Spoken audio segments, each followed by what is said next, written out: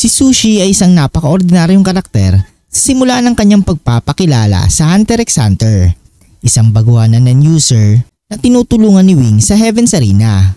Gayunpaman, sa likod ng kanyang simpleng anyo, may mga pahiwatig na nagmumungkahi ng mas malalim na koneksyon sa isang mas malawak na misteryo, ang Dark Continent. Sa teoryang ito, tatalakayin natin ang posibilidad na si Sushi ay hindi lamang isang non-apprentice kundi ang nawawalang anak ng hari ng Dark Continent. Ang Dark Continent ay kilala bilang lugar na puno ng panganib at may wagang nilalang. Sa Hunter x Hunter, nabanggit na ang Dark Continent ay tirahan ng mga nilalang na may pambihirang lakas at kakayahan. Kung ikukumpara si Sushi sa ibang mga baguhan, ang kanyang pisikal na lakas, dedikasyon at kakayahang mabilis na matutunan ng Nen ay higit na kakaiba.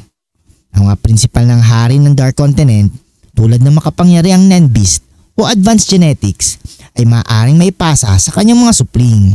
Kung si Sushi ay anak ng hari, posibleng mayroon siyang latent abilities na unti-unti pang lilitaw habang siya ay tumatanda. Maaaring tila simpleng guro lamang si Wing, ngunit bakit niya piniling alagaan si Sushi? Isang posibilidad ay alam ni Wing ang tunay na pinagmulan ni Sushi. Maaaring may utos siya mula sa Hunter Association o isang lihim na alyansa upang bantayan ang batang ito mula sa mga posibleng banta. Dahil sa pagdidiin ni Wing na kontrolado ni Sushi ang kanyang emosyon at Nen, tila inihahanda siya nito para sa mas malaking tungkulin. Ang pagsasanay ni Wing kay Sushi ay hindi lamang para maging malakas ang Nen niya, kundi para mapanatili rin ang balanse sa kanyang posibleng madilim at mabangis na likas na pinagmulan. Bagamat hindi masyadong halata, ang disenyo ni Sushi ay may kakaibang aura kung ikukumpara sa ibang karakter. Zushi, who are you really? I am the son of the Dark Continent King. Bukod dito, ang kanyang postura at pagsasalita ay nagpapakita ng mataas na disiplina, isang katangian na maaaring resulta ng royal na lahi. Kahit na hindi pa masyadong naipapakita ang tunay na lakas ni Sushi, pinakita niya ang kanyang pambihirang kontrol sa Nen sa murang edad pa lamang. Kung si Sushi ay talagang anak ng hari ng Dark Continent, maaring taglay niya ang isang natatanging nan ability na hindi pa lumalabas. Ang posibilidad na ito ay maaring may ugnay sa mga kakayahan ng mga kilalang nilalang mula sa Dark Continent, tulad ng kakayahang mag-transform, mag-regenerate o gumamit ng advanced Nen techniques. Kung si Sushi nga ay anak ng hari ng Dark Continent, bakit siya nasa Heaven's Arena at hindi sa Dark Continent? Maaring may digmaan o alitan sa pagitan ng mga nilalang sa Dark Continent na naging dahilan upang ilayo Sushi sa kanyang ama.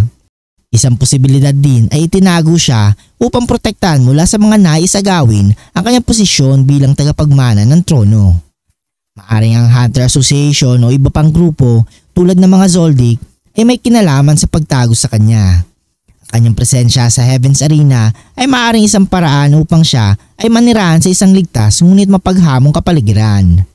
Habang umuusad ang kwento sa Hunter x Hunter, mas maraming impormasyon tungkol sa Dark Continent ang ibinubunyag. Kung si Sushi ay ang anak ng hari ng Dark Continent, malaki ang posibilidad na maglaro siya ng mahalagang papel sa paglutas ng mga misteryo ng lugar na ito. Maaring siya ang susi upang maayos ang relasyon ng Dark Continent at ng mundo ng mga tao. O maaari rin siyang maging dahilan na mas malaking kaguluhan kung di niya makontrol ang kanyang kapangyarihan. Bagamat si Sushi ay isang simpleng karakter sa simula, ang posibilidad na siya ay ang anak ng hari ng Dark Continent ay nagbubukas ng isang mas malalim na dimensyon sa kanyang kwento. Kanyang potensyal at proteksyon ni Wing at ang koneksyon niya sa Dark Continent ay nagbibigay daan sa teoryang ito na maging kapani-paniwala. Kanyang kwento ay maaaring maging tulay upang mapalawak ang mundo ng Hunter x Hunter at ang misteryoso ng Dark Continent.